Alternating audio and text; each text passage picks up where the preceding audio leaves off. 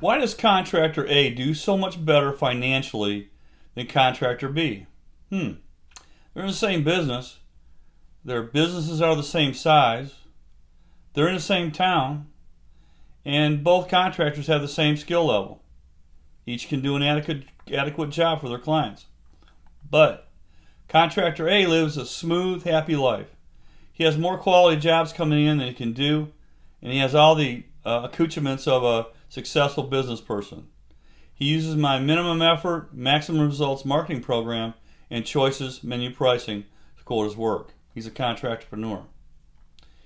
Contractor B constantly struggles with money and is always chasing his tail to keep his business open.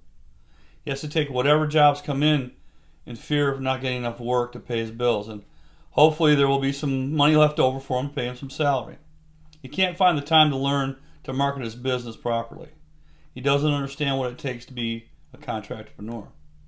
An early mentor of mine once told me that the one who understands the numbers or the accounting wins.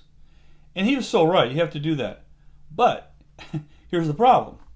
You have to make some money first to understand the numbers that you're creating. This is first and foremost for sure.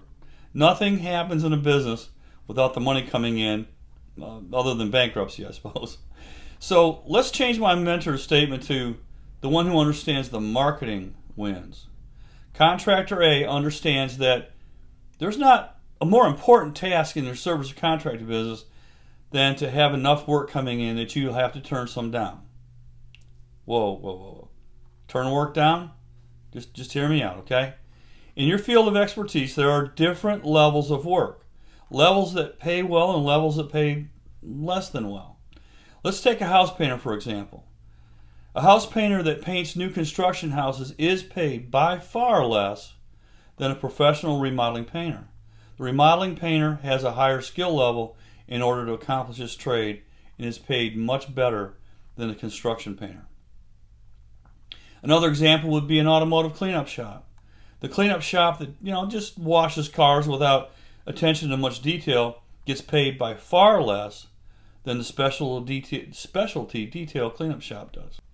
Both shops clean cars, but the level of detail of the high-end detail shop demands a much higher price. Contractor A takes every opportunity to market for work that pays well. Normally, the remodeling painter wouldn't even consider taking on a construction paint job because it doesn't pay enough. The professional detailer wouldn't waste his time on a quick car wash. It just doesn't pay enough. And I'm not being cocky. It's not being cocky for you to think that.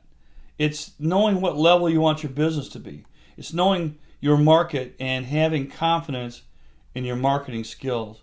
Contractor A looks at the part of a successful business person.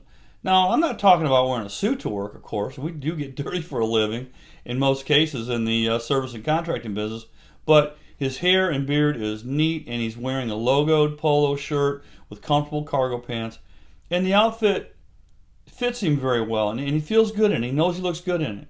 He always has time for the client to discuss the work and is very communicative. He is very clear about what the job will entail and what it will cost. He will attract the client that doesn't mind spending a bit extra to have their job done well with little hassle to them. Contractor B looks like he just rolled out of bed when he arrives on the job. His clothes are sloppy, stained and wrinkled. His hair has the the bedhead look, and he might have shaved last week. He smells like cigarettes. He's 30 minutes late with no explanation, and he tells the client the job will cost around this much. He is significantly less costly than Contractor A because he has to overcome his demeanor. He will attract clients that are just looking for the cheapest service person or contractor.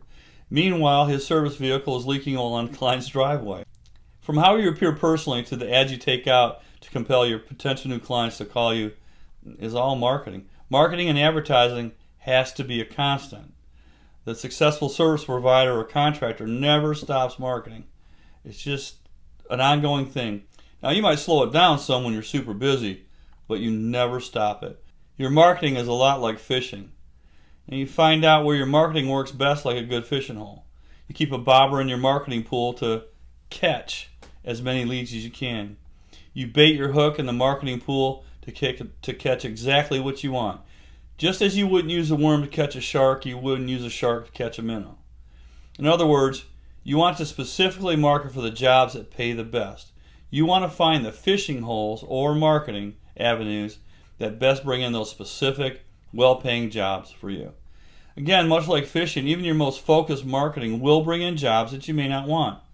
And what do you do with those? Do you just blow them off? No. Certainly not.